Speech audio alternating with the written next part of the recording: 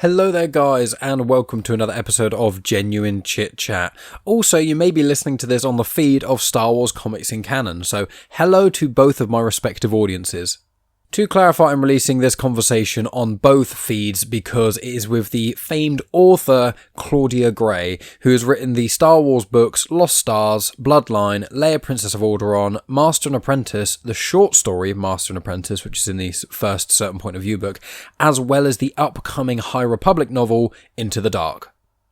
So I want to pop this on both feeds just so everyone who basically follows me in the podcasting realm can listen to this conversation if they so desire. It is a really good chat. I had a thrilling time with Claudia, and well, I was just excited to release this onto the world. I've been kind of teasing at it a little bit over the last couple of months.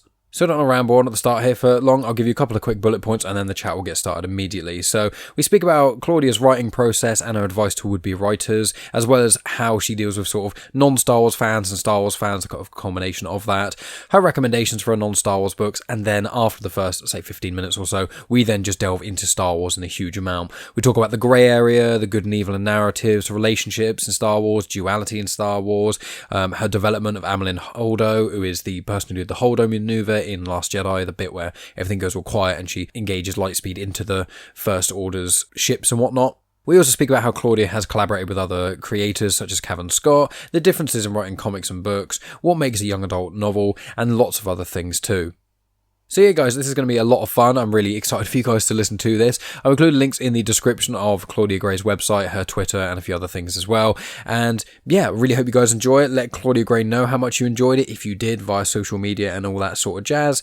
And yeah, I'll talk to all you guys at the end to give you more information of what's coming up both on Genuine Chit Chat and Star Wars Comics in Canon and other stuff I'm involved with. So yeah, thanks a lot guys. Welcome to Genuine Chit Chat, where we have honest conversations with interesting people. And I'm your host, Mike Burton.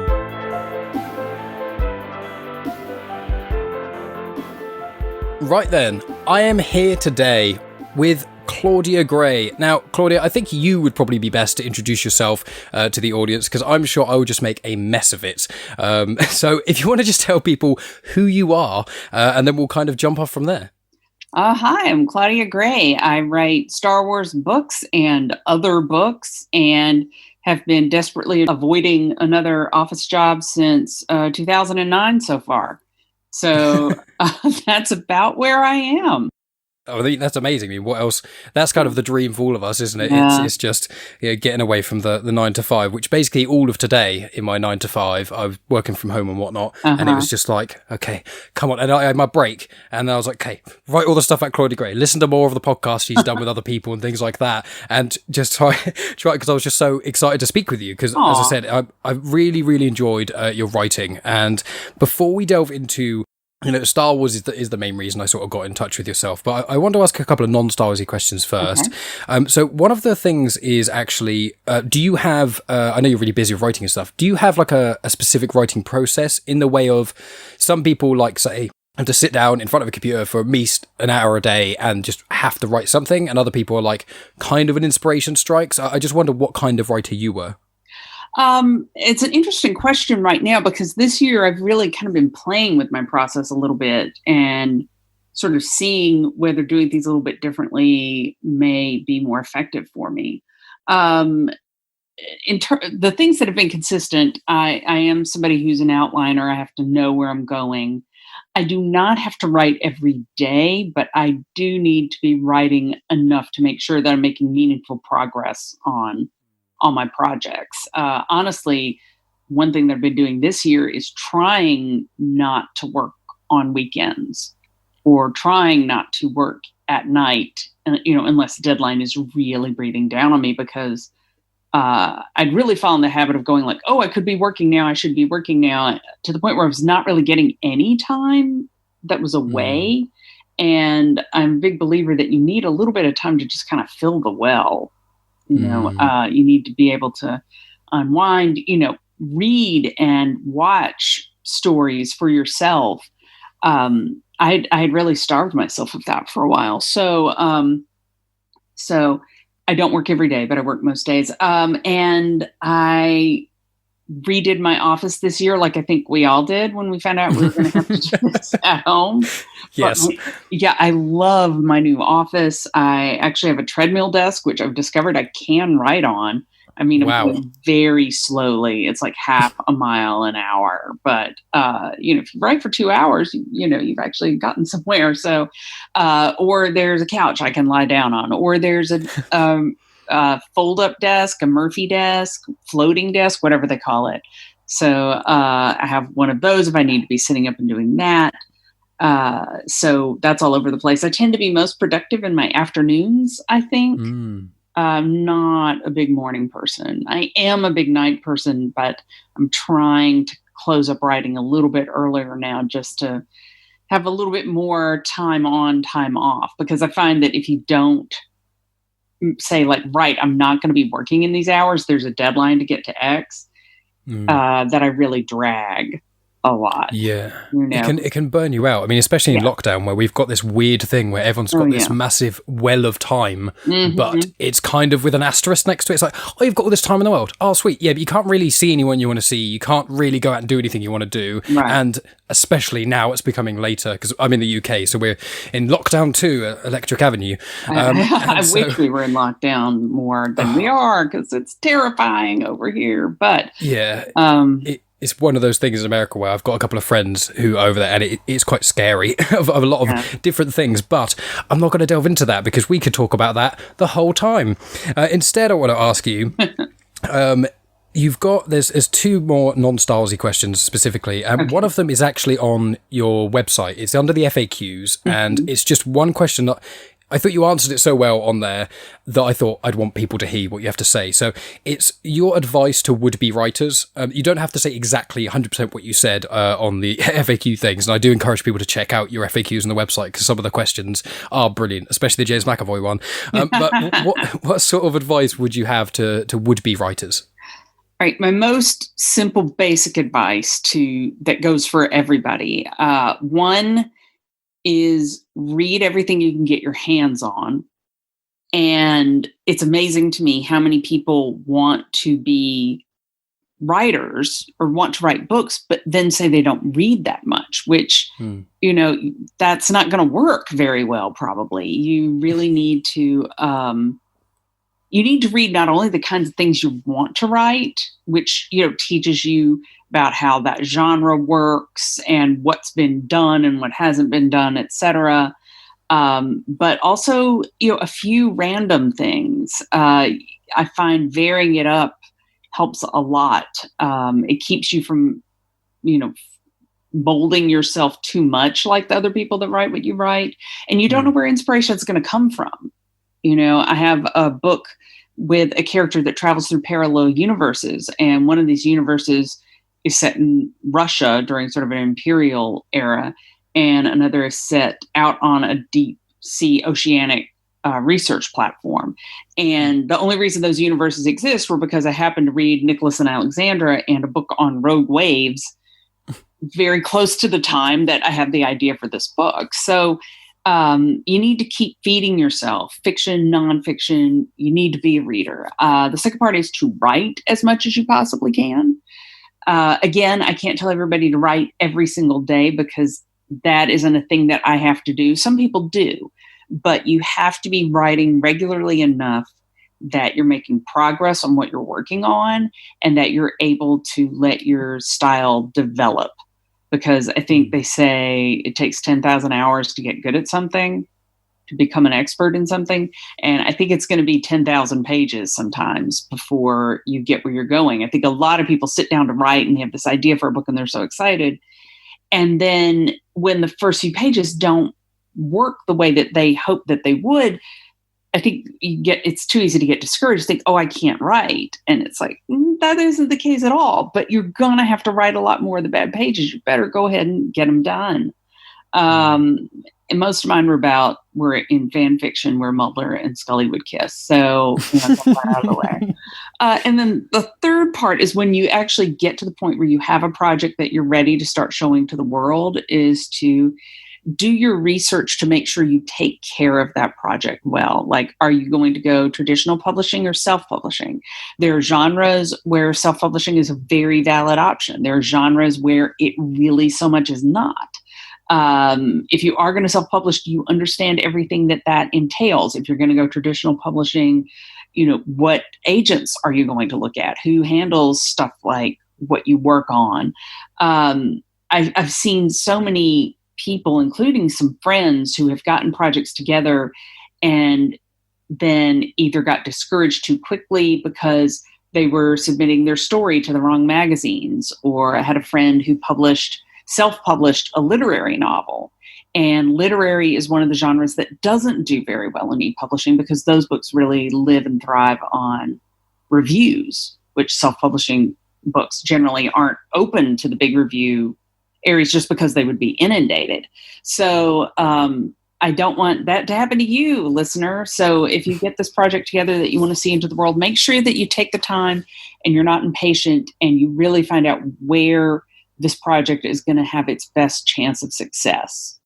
Wonderful. I mean, that is exactly why I asked you, because as I say, I'll include links in the show notes to, the various places people can get into, or see what you're up to and that sort of jazz. But when I was, once I reached out to you and basically we got the podcast in, I was like, okay, I've already got some of the questions, but I was like, I just want to look at the FAQs just to make sure that I didn't, say basically all of these questions that are exactly already on your website. But I read that and I thought that is such a good answer, and I just appreciate you explaining that. So linking in then with the sort of now the sort of bridging the gap between your non-Star Wars novels and the Star Wars novels is, do you find, and this podcast unfortunately is kind of showing of that in a lot of ways, is do you find that you being a Star Wars novelist now, especially with the upcoming High Republic stuff as well, which is a massive thing I'll speak about in a little bit, do you feel that people kind of your other stuff gets kind of ignored in some ways, not so much ignored, but overshadowed in some ways by some of your Star Wars works?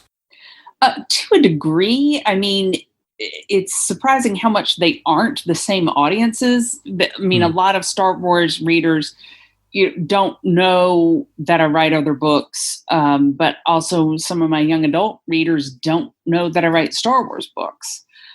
So it depends sort of where I am as to whether anything's getting overshadowed or not.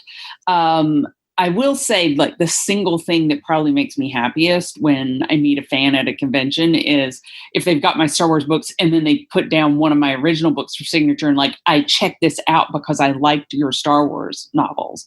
And I'm just like, oh, thank you. Like that's the loveliest thing for somebody to do. And it makes me very happy. And also, I mean, the fact is, frankly, I mean, I work for Star Wars, but Star Wars also has to work for me in a way. And I use things like going to conventions, et cetera. There are conventions that will pay for me to come as a guest because I write Star Wars. When I'm at that convention, I'm going to talk Star Wars, but I'm there to sell my own stuff. The Disney marketing machine does not actually need me to push this stuff. They're on it. They got that, So, I go there and I hope that I'm going to get people interested in some of my own stuff. And a lot of times at conventions that works, it's definitely raised my profile as a writer. So, it's sort of up to me to keep that from being pigeonholed into Star Wars.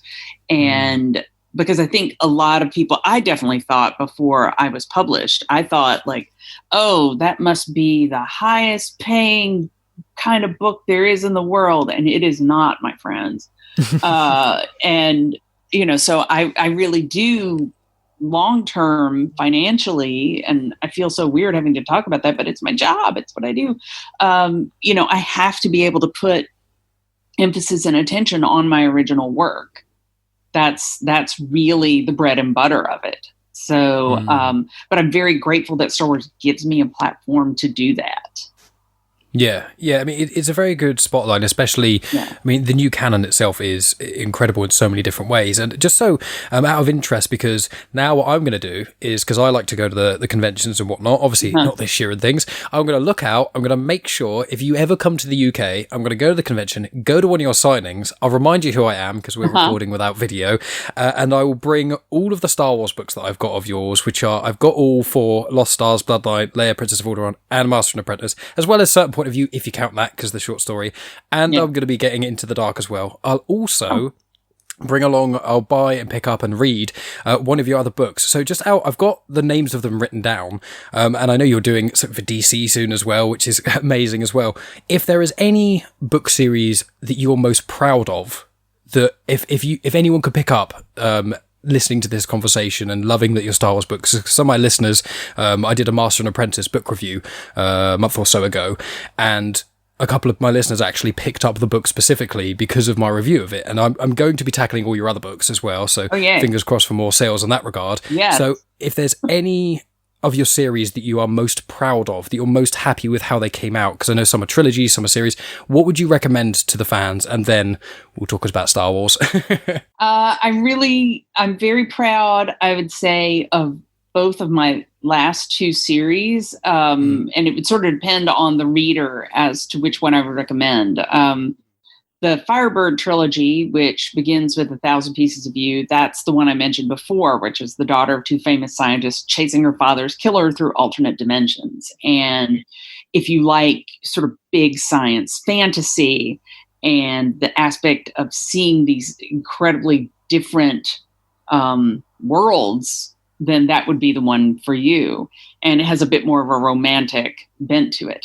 And then there's the Constellation trilogy, which begins with the Defy the Stars. And if you're more into sort of the space opera part of it and that kind of adventure, that would be where I would turn.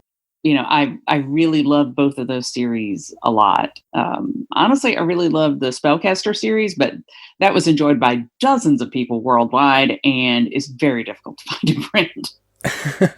I see. Well, I am sorry to hear about that with Spellcaster, but you've got such a wide, amount of books and things, and you can hear, and I heard this in some of the other podcasts and interviews that I listened to, is that one of the best things about you as an individual, as well as especially the other four individuals that you've been collaborating with for the whole High Republic, previously called Project Luminous thing, is that, and this is the same with The Mandalorian as well, is that you are a fan. Yeah. You genuinely, you're not just like, oh yeah, Disney gave me the paycheck, I'll write whatever Star Wars you want. You are, I won't say the story, I'm going to tell people to go listen elsewhere for the story, because I've heard it a lot of times. Sorry guys.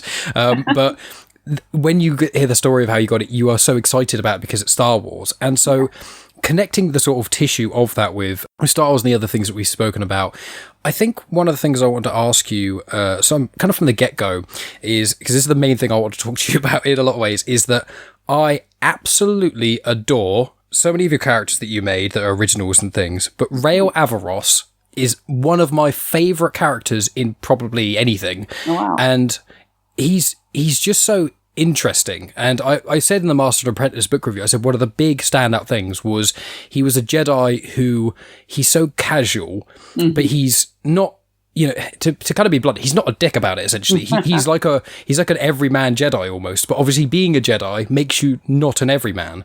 So I just wanted to say thank you for him, and that I'll ask another question about him in a moment. But in line with that, who is your favourite Star Wars character, except Princess Leia? Because I'm pretty certain you'll say that. I have a sneaking suspicion I know what you're going to say for your second closest, but do you have like a favourite Star Wars character, excluding Leia, if you were going to choose Leia as your number one?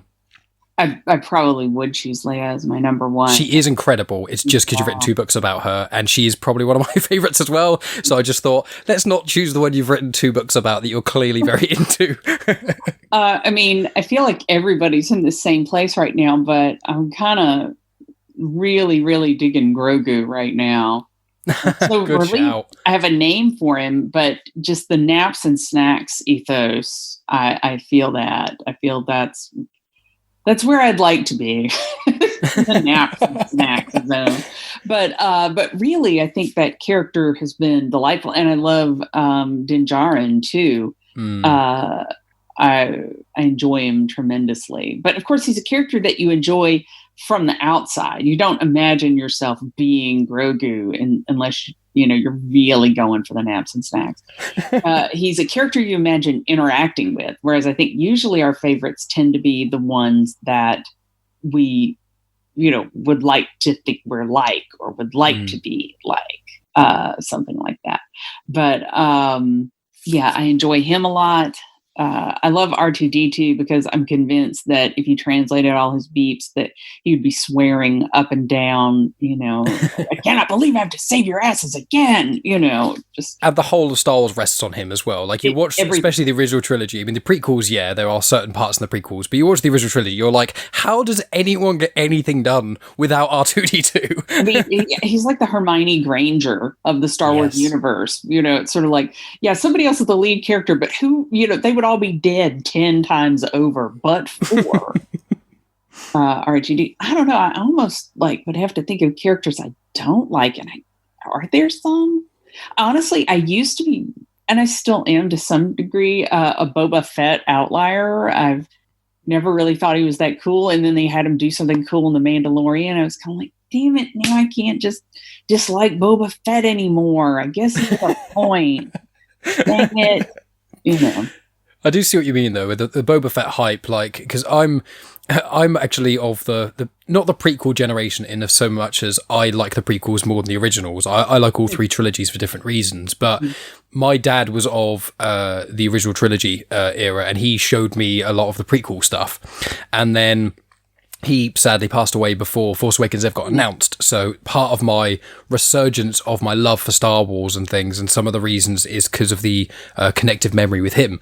But because of myself being of the generation who was raised, on Phantom Menace, and then I saw Phantom Menace, and then I was ready to see Attack of the Clones and Revenge of the Sith, and with that, I was like, oh yeah, Boba Fett, he's cool. He's on screen for, maybe 10 minutes, if that, and he looks cool. Mm-hmm. And then there was not really, I know he's in the Holiday Special, which is a whole other conversation in itself. But yeah, in the latest episode, without spoiling what happens, he is very cool in that. But you could almost have a whole podcast just talking about all of the coolest Star Wars characters and things. Mm-hmm. And one of the things that I like about many of your books is that even the Leia ones, although they focus on, say, the main character obviously being Leia in Bloodline and Leia Princess of Alderaan, and obviously Master Apprentice being about Obi-Wan and Qui-Gon, with that in mind, obviously Lost Stars had a slightly different trajectory. And I didn't read Lost Stars until after I'd read Master and Apprentice and Bloodline. But I tell you one thing that I was surprised by how much I enjoyed it, which was the relationship side of things. And I think there are certain parts of pages or chapters which you wrote them so beautifully that I was saying to my girlfriend, who I've been getting into Star Wars and stuff, and she's watched all the series now and all the movies, so she's nice and up to date. I was saying, even if you didn't like Star Wars, you would love this book. And I just think the writing in Lost Stars is amazing in itself. So I wanted to just ask, do a lot of your books have that sort of romance sort of part of them? Is that something that you quite enjoy writing?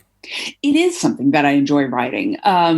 It's something I write a lot about in young adult, where it is a little more expected, but it's also something that I kind of feel like has gotten a bad rap. Romance is a very valid storytelling device, and I think it's sort of like, there's this idea like, oh, only women like romance, and it's sort of like, if that were true, the human species would not really work the way that it does. I don't actually think that's so. Or, oh, it's just, it is often stupidly done. Movies will sort of put two attractive people near each other and go, well, that's what this is. And they don't actually build it. But, but if you had gone back in time and, 400 years, 500 years and said, romance is not a good storytelling device, people like Shakespeare and Dante would have been saying, wait, what? what? That obviously didn't think so.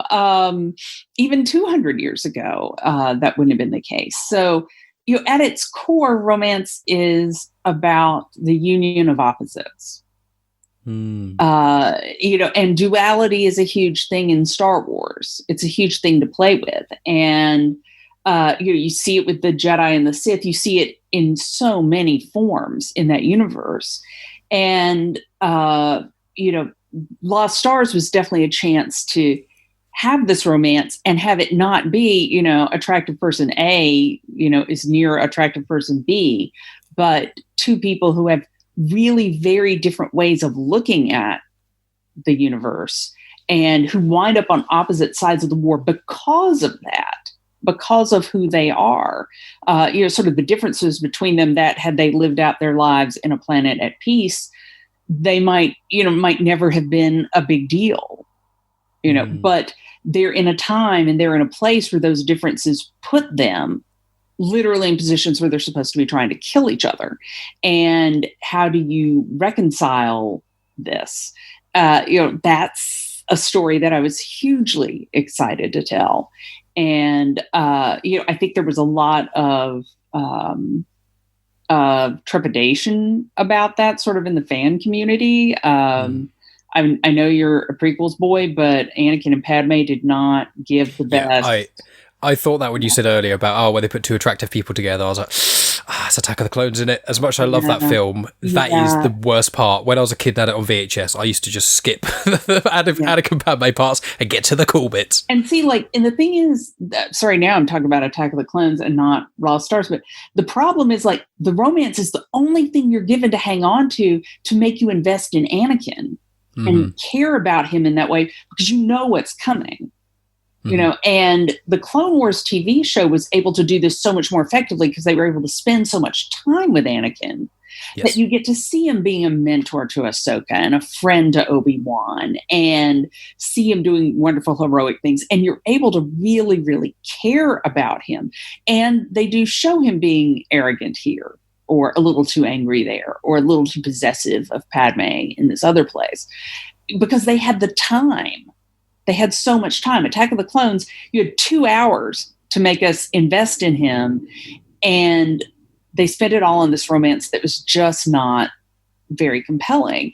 And there should have been room for that because, Anakin and Padme both were people in positions of power. And I felt like, that story could have been told about how these people are more than just their faces. They're more than their proximity. They're two opposite worldviews trying to find that place where you unite. That's where romance as a storytelling device has its power. Yeah, I mean, that's a very good way of putting it. And sort of jumping off that is, it sounds almost like I'm trying to make a pun and I'm not, so apologies, but the grey area. The grey area is something that it's always intrigued me in many different things. When you watch movies or read books or anything like that, it's when it's not so obviously black and white in a sense, And I think in Star Wars, in certain aspects, it can unfortunately have that. One of the things I've spoken to people about the prequels and the originals and the sequels, and as I said, I like all the trilogies, but they all have a slightly different feel to them.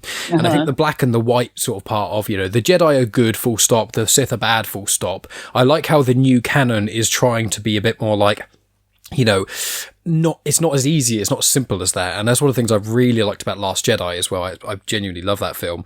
And linking in with the grey area, I think that's something that you do very, very well. And the last book that I finished of yours was Leia, Princess of Alderaan. That was bluntly, that was the one that was least exciting to me of the ones I had remaining. I knew I was going to read it, but I didn't prioritize that. And I was really surprised how good it was. It might be my favorite now. I can't decide. But the grey area that you tackle in not only Leia, Princess of Alderaan, but in Lost Stars especially, and what you do in all of your books. So I think that the grey area in itself, is that something that really intrigues you as both a writer, but also as a content consumer?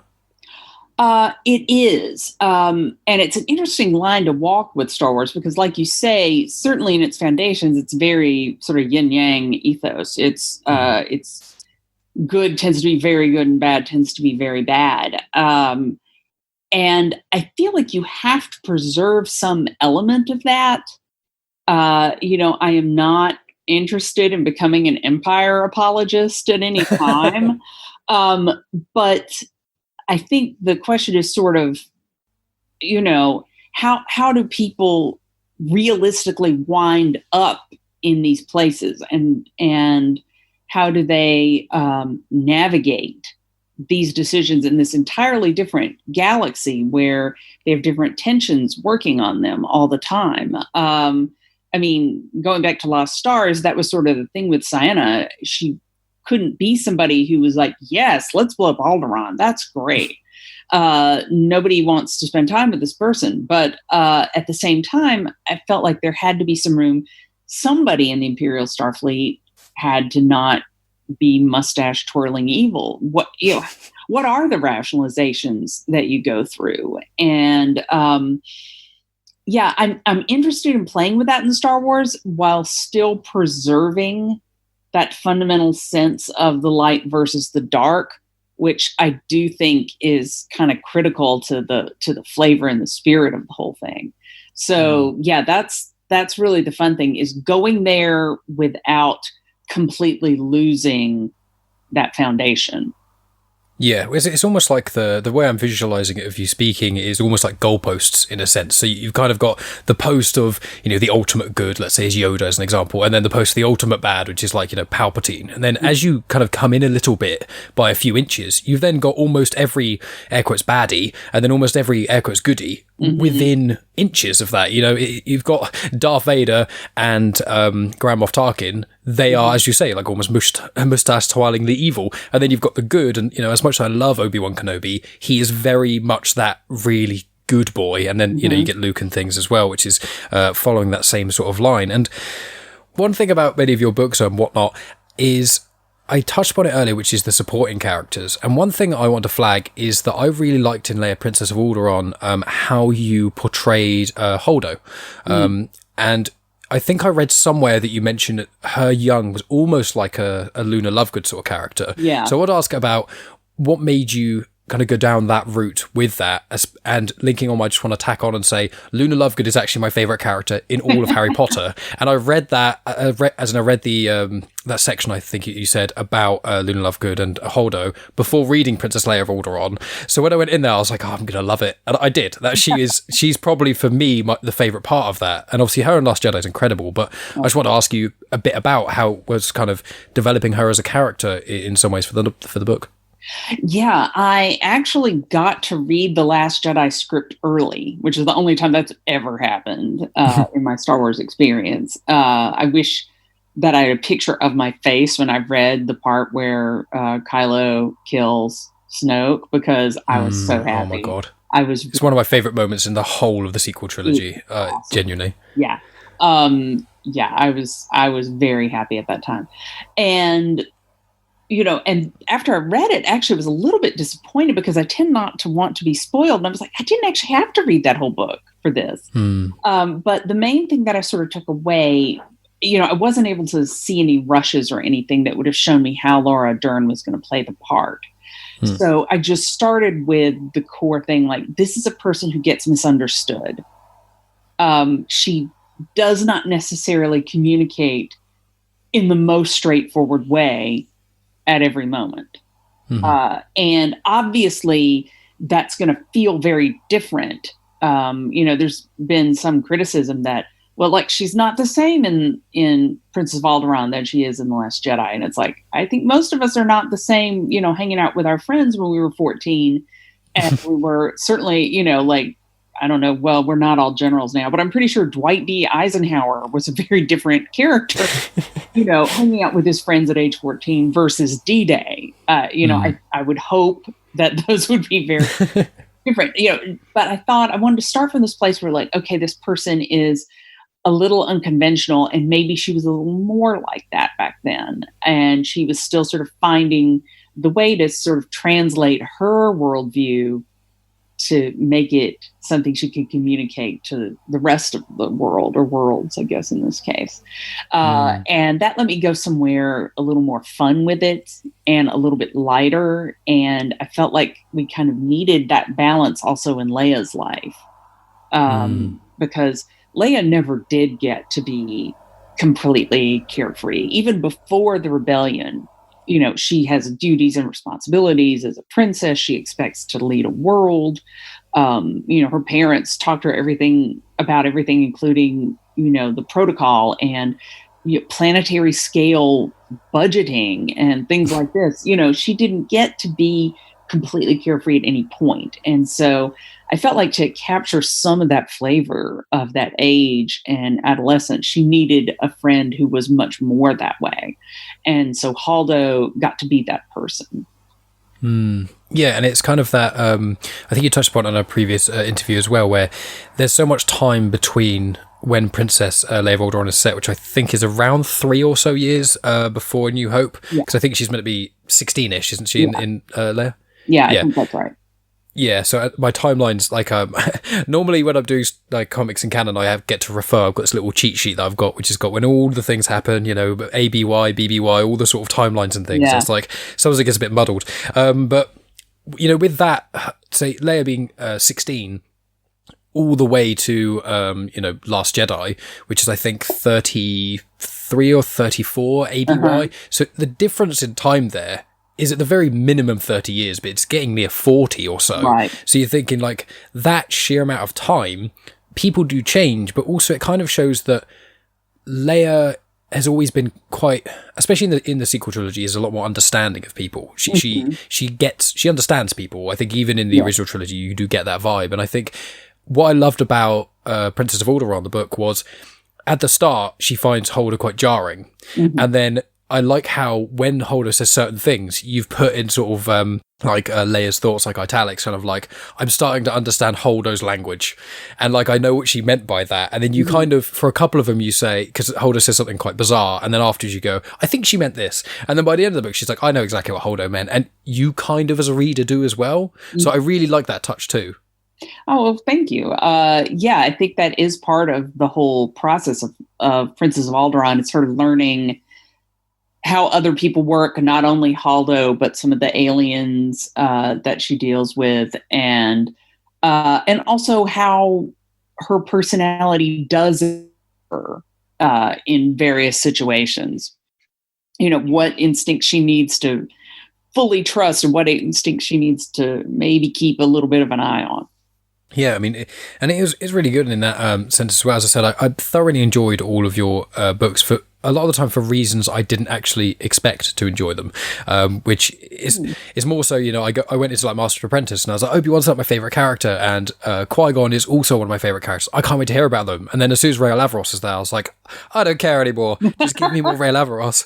And linking in with Rael Averross actually is I want to ask you about, I listened to Cavan Scott's Dooku Jedi Lost, the audio drama, which is brilliant.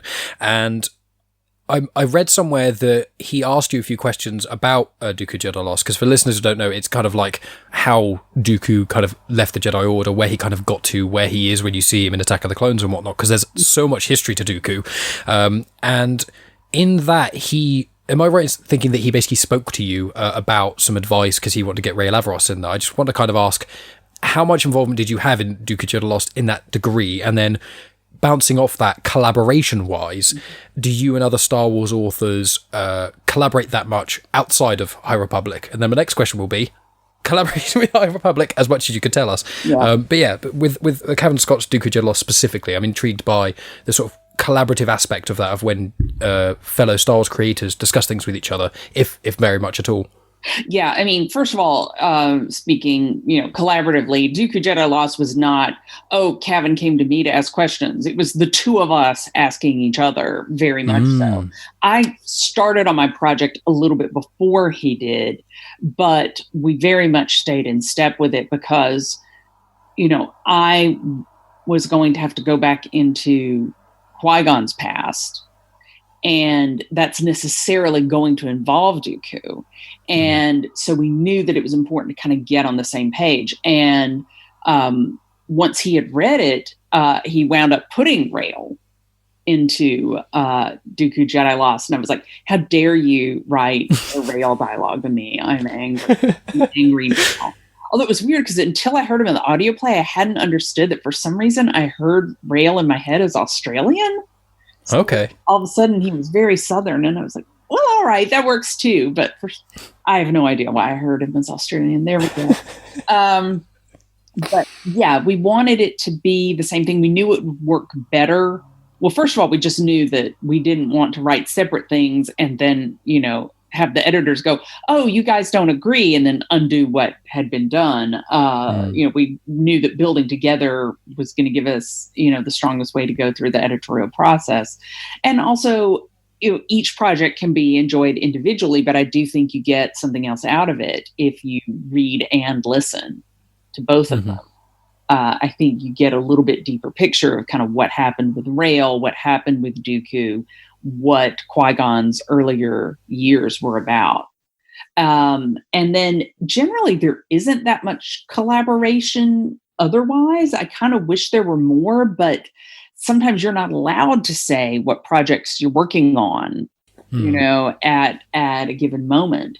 So, it was really funny actually, because after the first From a Certain Point of View anthology came out, a lot of people are like, oh, we could see that you and Cavan worked together on the Force Ghosts. I hadn't even met Cavan until I think the launch for From a Certain Point of View. And we just happened to think the same way about Force Ghosts, which is lucky. So I kind of wish there were a bit more collaborative energy in that way, but I also understand why there isn't. Just because, again, you're not able to announce everything all the time. And also sometimes the projects that might be the most natural fits to go together aren't worked on at the same time at all. The two projects may be a couple years apart, actually. So that's how that is. But with the High Republic, we speak constantly. We have a Slack channel and we talk all the time and, try to really synthesize this so that hopefully each piece feels like its own independent story, but hopefully it all feels like one truly organic and integrated world. Yeah, because it was obviously, I know I'm not going to ask you any direct questions about the content of the High Republic, because I know how locked down it has to be with all that sort of stuff. Yeah. I don't want to get you into trouble. But I was very excited because Charles Soule, when I've been getting into Star Wars, I've been getting into more individuals within Star Wars who have been creating the wider canon. The big name on people's lips at the moment is, Dave Filoni and Jon Favreau, because, Filoni did a lot of the animated series and Favreau's doing Mandalorian along with collaborations with a lot of other people. But so one step behind, in a sense, or one step away from that in a sense, is then you've got the comics and you've got the books. And I'm massively into the comics and the books. I've read almost every Star Wars comic now, so I'm getting there. Actually every Marvel Star Wars comic. The IDW ones I have not yet delved into. But with that, so I was reading the comics and things, and I was like, I can't wait for Charles Soule's book to come out. I'm really excited, and I'll tackle the other High Republic books as well. And then this year, especially because obviously things got delayed and whatnot, understandably, where I've been reading yours, I'm like, do I prefer Claudia Gray's books or do I prefer Charles Soule's comics? And they're two very different things. Obviously, one is down to sort of your own interpretation and imagery, and the other one is to do with, the artist, how they've done it, and individual issues and whatnot. And so with that, though, it connects that there's so many creators in Star Wars that are creating a lot of really, really cool things. And I wanted to ask, I know that you're delving into comics for 2021. Yes. I'm not asking you if you're delving into any Star Wars things, because I'm sure if that was announced that I would know the answer to it already, but more so from you speaking with Charles Soule, who I know has basically been in comics, a comics author as much as he has been, and then he's just recently, or soon to release his own book, and where on the flip side, you've been writing your own novels, and then you've got a graphic novel that you're involved with coming out. Is it quite different writing for an air quotes book and a graphic novel? It is. And it's interesting because both Charles and I talked about that on both sides, which was fun. My first comic, House of L, for DC Comics, coming out in January, had to get the plug in there. It was very different. And I also spoke about Cav with that, too. He's done a lot of comics, and he'll be doing some High Republic comics work for sure. I've already pre-ordered it. I'm excited. But it was really good to be able to have that to bounce off of, because it is a learning process. It is a different thing. And the thing is, you can, I read the books and I talked to people and did an online class about writing comics, and you hear, the image is the story, the image is the story. You trust the image to do part of the heavy lifting of the story. And you can know that mentally. but it is another matter to actually relax as a storyteller and feel that. Really actually trust it. I think it was a full of the first book in the trilogy before I was like, oh, I get it now. What is it they say? You can rent advice, but you have to buy wisdom. People can tell you and you can try to keep a thing in mind, but ultimately there are some things you have to learn for yourself. And for me as a storyteller, that was when doing it. I will tell you, I am not currently signed up to do any Star Wars comics. I would love for that to change. It has been a lot of fun working on that. I can imagine. And it is one of those things where, with one of the things that High Republic excited me so much was, as I said, Charles Soule writing a book, so I was like, amazing, and obviously yourself doing the same. And then you've got Justina Ireland, who I haven't actually read any of her novels, but I think they're more junior novels. If they're not all junior novels, I'm really sorry. Yeah, she has some great young adult stuff, Dread out. Yeah, because we're speaking about actually young adult because we've mentioned it slightly earlier, and I want to clarify, I had my own prejudice is the wrong word, but I had my own misconceptions about young adult novels. I read them when I was a young adult, not so much now, but when I heard about Lost Stars and things, I heard several other people go on about say how amazing Lost Stars is, and I saw, it was a YA novel, and I hadn't necessarily thought about it, and then it was a young adult, and I was like, oh, does that mean it's aimed at a younger audience? And I just want to ask your opinion on this, because I'm sure because you have written quite a lot of YA books, you have strong opinions on this. But from my own perspective, when I read, I think Leia, Princess of Alderaan is class a YA book as well. Yeah. When I read both of them, I don't get, this is based for a younger audience. I just feel like it's almost more accessible because from what I can tell, the majority of the time, young adult novels are just novels without loads and loads of swearing in, which you don't really get in the Star Wars universe, and the main characters are generally young adults or teenagers coming of age. At least that's how I've kind of interpreted it, and they are some of my absolute favourite stories and some of my favourite movies, books, and etc. But I want to get your take on young adult, the terminology specifically. Yeah, I think there is sort of this idea that, it's simplified or it's dumbed down in some way, which is really not the case at all. I mean, young adult books are about the coming of age experience in some critical way. That's really the dividing line. And there are a lot of classic novels that if they came out today, I think famously like To Kill a Mockingbird, that would be considered a young adult book.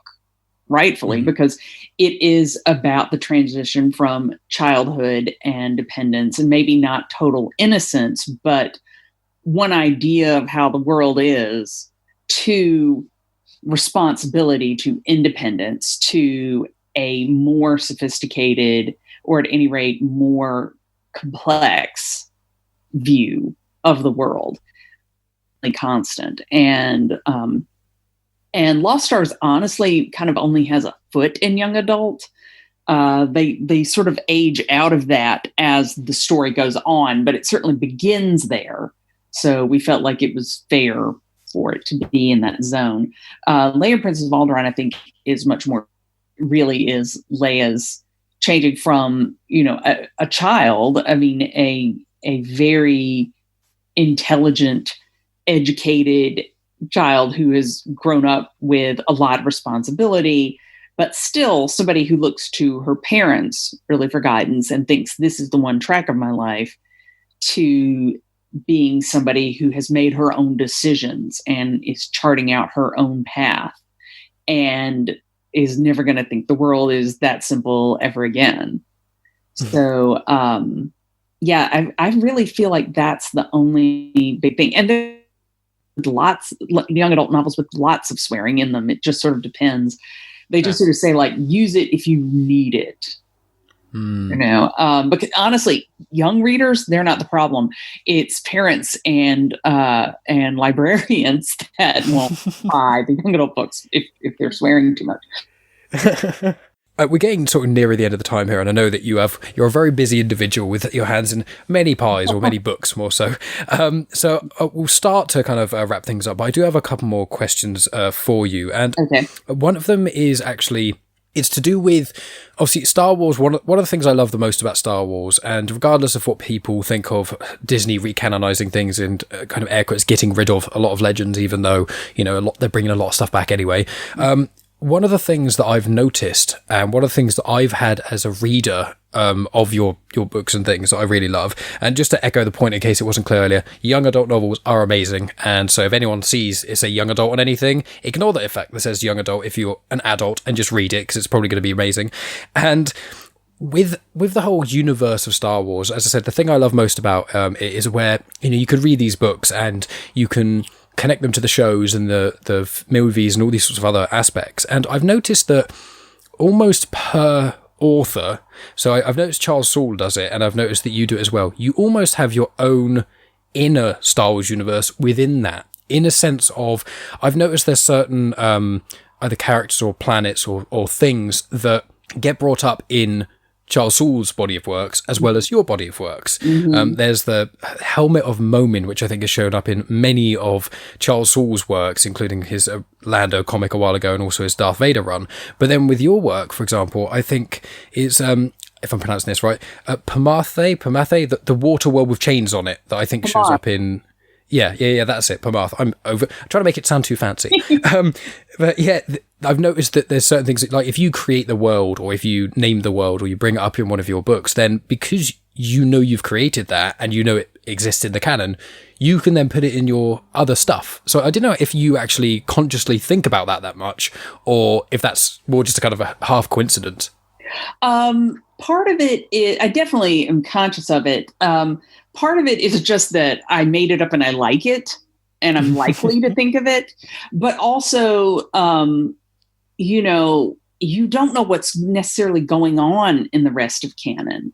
You know, I don't get to find out what happens on The Mandalorian early. I have no idea what's going to be on the Obi-Wan Kenobi TV show. You know, all of that is unknown to me. And if I start to go, hey, you know, we're going to have this on, I'm just throwing this out at random, Corellia, for all I know, there's something going on Corellia at that point in time that I don't know about yet. That could really complicate the story. Whereas the likelihood that anything big is going down on Pamarth, it's lower. Probably I've got that, you know, and I do try to mention some things from other people's books as well. But I tend to leave it just as mentions because I kind of want to leave it open for them. So I think, but you kind of wind up mapping out a little bit of an area that, you know, the rest of canon probably isn't heavily tied to at that time. So it's just kind of cleaner, obviously, to just sort of, kind of stick with what you know is going to work in that situation. And also you do love it. I love Pamarth. It's such a cool place. Why am I not writing more about Pamarth right now? I'm having that thought in my head. I don't know why. Why aren't you, Claudia? That's what I'm asking. Okay. Yeah. The next book then I did, I'm not taking no for an answer, it's Ray Laveros Goes to Pamarth. I'm never going to stop mentioning Ray Laveros, so I want to warn you. Like, if we ever chat again, if you release Star Wars comics, or if years to come, you come back on my show, I will mention Ray Laveros, because I just think he's one of the most underrated characters in all of Star Wars. I would love to write him again. I don't know if or when I would ever get that chance, but I would love to do that. Yeah, you have to find out from the sort of the story group of, like, just to clarify, you haven't said anywhere that Ray Laveros died in Order 66 or anything like that, have you? Because if not, I've got a really cool idea. But with that, so as I said, we're coming to the end, so I will not take up much more of your time. But I want to ask one question that I flagged to you before we press record. Okay. It was specifically about the start of The Mandalorian, the first episode with Cobb Vanth. Now, a lot of people who listen to the show know that I was incredibly excited about Cobb Vanth because I love the Aftermath books by Chuck Wendig. They were the first, I think the Ahsoka novel by E.K. Johnston, I think that was the first book I read in the new canon. And then shortly after, because obviously, you know, Clone Wars got stopped early, and I was like, I need more Ahsoka. And that was before Rebels and whatnot. And so it was, I read the Aftermath books, and then Cobb Vanth just shows up in little interlude chapters and things. And I was like, oh, that's really cool, finding out, you know, what happened. And a lot of people who read the books when Mandalorian came out, they were like, oh my God, Cobb Vanth? He was mentioned in like 3 books in like 1 chapter each, like years ago, when the new canon was just finding its footing, and he's actually on the big screen. So with that, and obviously you've already mentioned The Mandalorian, so I know you love it and it's great. Yeah. Do you, with the new canon, a lot of people have used the term milking when they talk about new Star Wars films coming out, and I want to slap those people because I just want more Star Wars content. And what a lot of people don't see, I think, is that this is the start of, it's almost like this has been phase one of the new Star Wars canon, you know, almost synonymous to the Marvel Cinematic Universe in a way. So with that in mind, do you feel that as things are starting to branch out and there's more and more content, that there's going to be more room on the silver screen as well as, you know, the big screen is the movies and things, but obviously Disney Plus has got its own huge platform now. Do you think there's now more of an opportunity for some of these smaller characters in maybe just solely in the comics and the books to come more front to the screen? Can you foresee or hope at least for that sort of thing to happen more frequently? I would love for that to happen. Whether or not that's going to happen, I don't know. But then again, you know, I knew nothing about Cobb Vanth until he was there. So, I think it's awesome. I hope that they would. It would be wonderful to see any of my original characters wind up having that kind of reach, and be great to just see them, I suppose. If I were going to wish one of them into The Mandalorian, it would probably be Nash Windrider. I do love Windrider. Because when we leave him, I mean, he is this absolute zealot for the Empire. And he is working on trying to rebuild things, post Jakku. And so he's in that position. This is what they're running up against in The Mandalorian. I would absolutely love to see where he is. Of course, I still hope to write a Lost Stars 2 someday so they can have Nash, but don't kill him. But he strikes me as somebody who could show up. It would be really cool, but how likely it is, I cannot tell you. I also don't know whether they would come and be like, hey, you should, talk with us. We're going to do X and Y with this character. Or if I would just be sitting there watching The Mandalorian, and all of a sudden he'd be like, hi, I'm Nash Windrider. And it might be just as much news to me as it was to anybody else.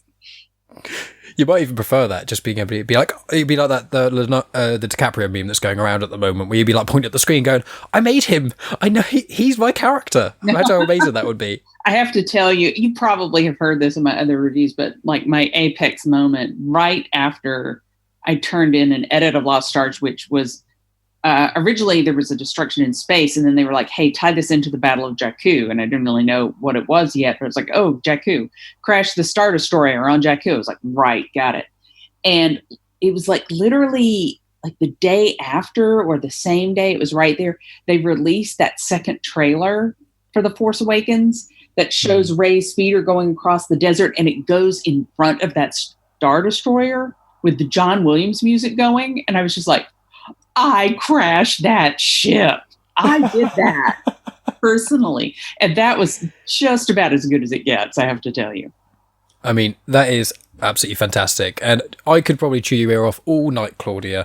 But as I said, you're a busy woman. You've got a lot of Star Wars to created things. And I want to thank you for all of, not only the time you've taken to speak with me, I do hugely appreciate it. And I know many of my listeners are very excited. I've been dropping little hints, but I don't like to name drop, especially when I'm really excited, because I don't necessarily believe in jinxing or anything. But I was like, just in case it doesn't happen, I don't want all my audience's dreams to be smashed as well as mine. But we've got it recorded. It is fantastic. And so is there any sort of final statements you want to say to people? As I said, I'll include links to your website, and I'll mention in the show notes as well about the Firebird trilogy and Constellation, and all of the sorts of your other works as well, including, your High Republic book that's coming out that I'm incredibly excited for. Yeah. But is there any sort of final words that you'd like to say to the listeners before we hang this up?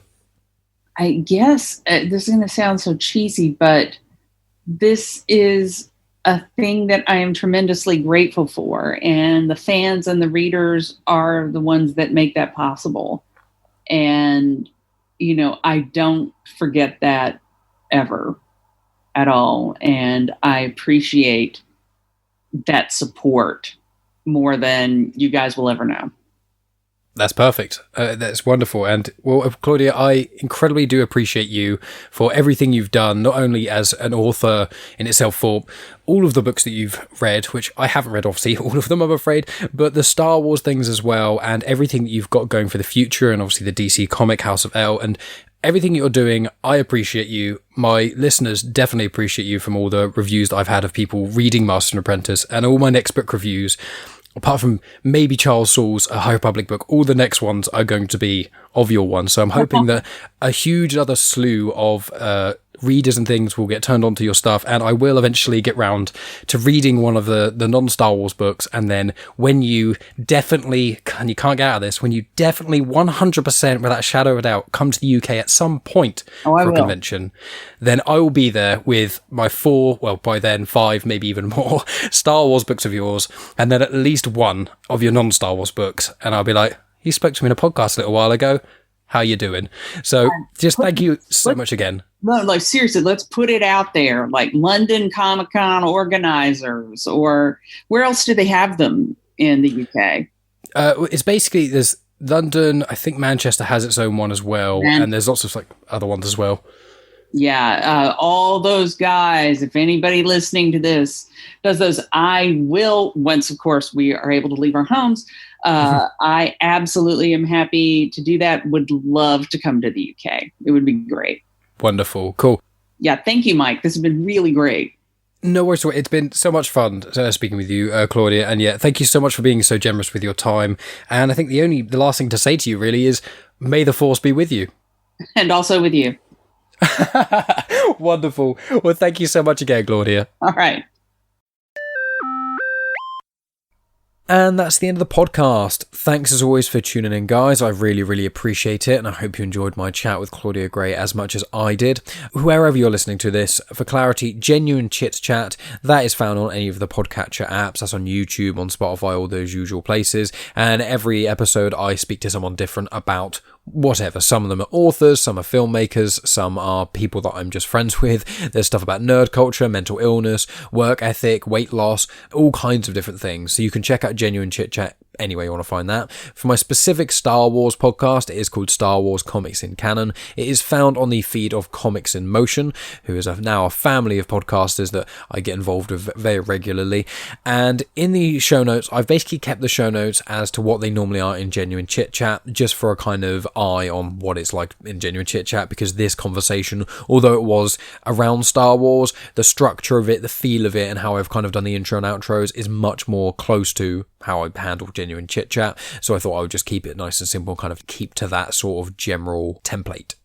So for clarity, I did review Claudia Gray's book Master and Apprentice on episode 28 of Star Wars Comics in Canon. I'm already starting to plan to do the reviews for her other books. I've got Lost Stars, Leia, Princess of Alderaan, and also Bloodline all kind of lined up. But I imagine what's going to happen is, because of the High Republic book Into the Dark that's coming out, as well as Charles Soule's one, which I think is a Light of the Jedi, because of those two coming out, I'm likely going to do maybe one more book review on here before reviewing one of the High Republic books. I haven't 100% decided as of yet, but the High Republic books come out at the start of January, so I'm going to decide which one to read first, which is going to be difficult, and then obviously I'm going to read the second one shortly after. I'm also going to be tackling the High Republic comics on there. I've pre-ordered both the IDW ones, which are High Republic Adventures, aimed at a slightly younger audience, and also Cavan Scott's just standard High Republic comics, which are based more so for sort of teens and over sort of age bracket. But from the perspective of Star Wars Comics in Canon, I'm going to be tackling the High Republic quite a lot.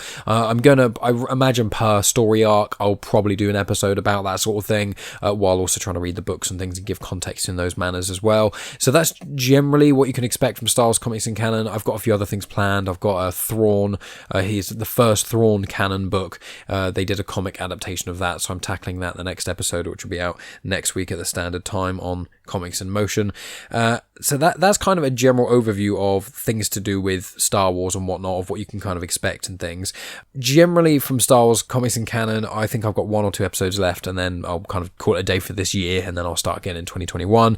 And similar to Genuine Chit-Chat, I think I'm going to have maybe one more conversation after this one, which I believe is going to be a Christmas orientated chat with a podcast that I have collaborated with in the past. So we're going to see how that all kind of goes. And then normally between Christmas and New Year, I don't generally release much content because I just want to chill out and not have to edit or release or do anything really. So for clarification's sake, that's kind of what you can expect from either channel going forward. There's not really a huge amount else to add on this one, apart from I'd say if you enjoyed the chat, sharing it will be even more of a big deal to myself because, you know, as I said, I'm going to try and get more and more Star Wars creators on the show, both on Genuine Chit-Chat and on Star Wars Comics in Canon. I want to try and widen how many guests I have who are specifically to do with creating Star Wars content, because I just find it incredibly interesting, and obviously it is something I'm passionate about. But yeah, aside from that, all the usual links are in the show notes, guys. You know, I was involved in a Comics on Trial episode recently where I was prosecuting the Rise of Skywalker Skywalker against Tony Farina. I've done one Comics on Trial episode where I was defending Phantom Menace against Scott Weatherly of the 20th Century Geek podcast. I've been on a recent episode of Indie Comic Spotlight where myself and Tony spoke with the author Mark Russell about his works, The Second Coming and Billionaire Island. Me and Tony also reviewed Scott Pilgrim vs. the World, the movie, with Dave of Comics in Motion as well.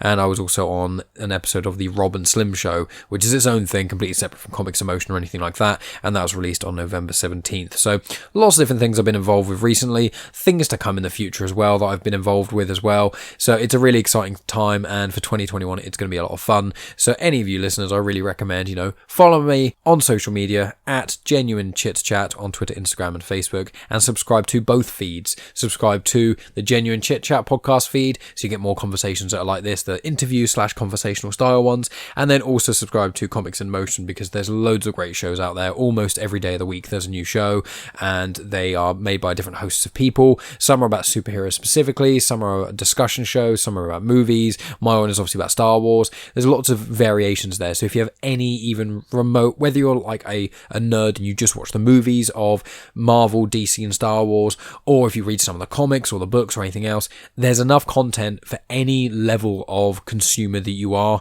You will find something you enjoy on Comics in Motion, so I really recommend you guys check that out if you're not already listening to it on that feed.